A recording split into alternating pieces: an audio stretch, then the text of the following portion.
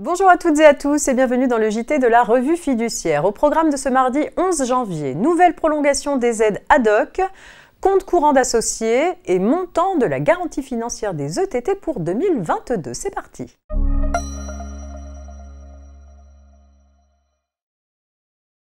Depuis le 13 juin 2020, un dispositif d'aide sous la forme d'avances remboursables ou de prêts à taux bonifiés a été mis en place pour soulager la trésorerie des petites et moyennes entreprises touchées par la crise sanitaire. Instauré initialement jusqu'au 31 décembre 2020, ce dispositif d'aide dit ad hoc a déjà été prolongé à 2 reprises et devait prendre fin le 31 décembre 2021. Il est finalement prorogé pour 6 mois supplémentaires jusqu'au 30 juin 2022. Par ailleurs, le montant maximal de l'aide sous forme d'avance remboursable est rehaussé. Auparavant, l'aide ne pouvait prendre la forme d'une avance remboursable que dans la limite de 800 000 €.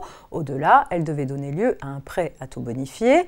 Dorénavant, la forme de l'avance remboursable est possible jusqu'à 2 300 000 €. Dans cette nouvelle version, le dispositif d'aide ne bénéficie plus aux entreprises de taille intermédiaire, tandis qu'il est étendu aux micro-entreprises.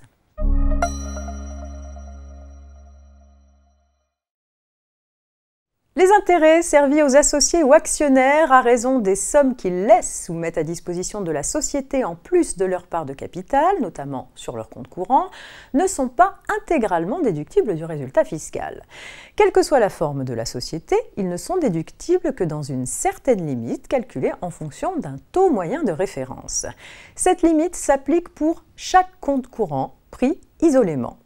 Le taux maximum d'intérêt déductible pour les entreprises dont l'exercice clôt le 31 décembre 2021 coïncidant avec l'année civile s'élève à 1,17 %.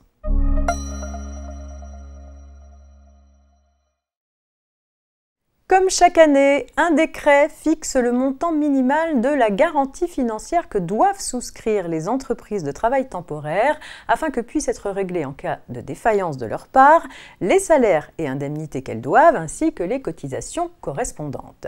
Cette garantie, qui s'élève au minimum à 8 % du chiffre d'affaires, ne peut en tout état de cause être inférieure à 133 146 € pour 2022 contre 131 178 € en 2021. C'est tout pour aujourd'hui. Très belle journée et à demain, mercredi.